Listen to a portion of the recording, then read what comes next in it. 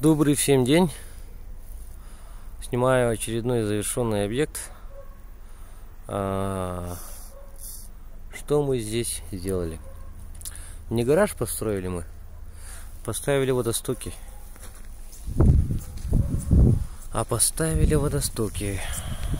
Вот. И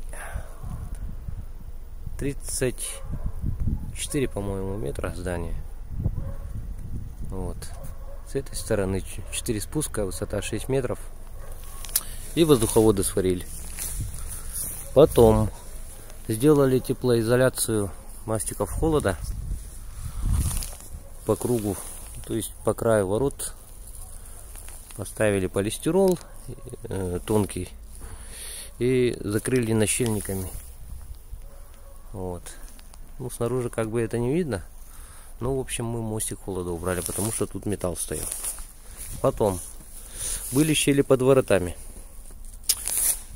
Мы, получается, убрали 10 сантиметров бетона под воротами и залили твердый раствор. Ну, не твердый, жидкий, но плотность большая, что увеличивает ускоряет высыхание.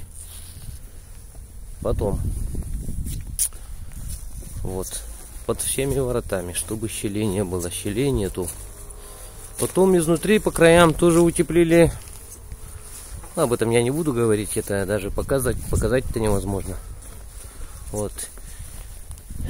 И с той стороны гаража то же самое. Мы сделали водостоки, то есть поставили, и воздуховоды, вот эти вот крышки, чтобы туда вода не поступала. Работали где-то неделю, чуть больше, со всеми внутренними, наружными работами. Вот. Фасад строим дальше. Показываем. Сделаем быстро, качественно. Вот такие вот дела.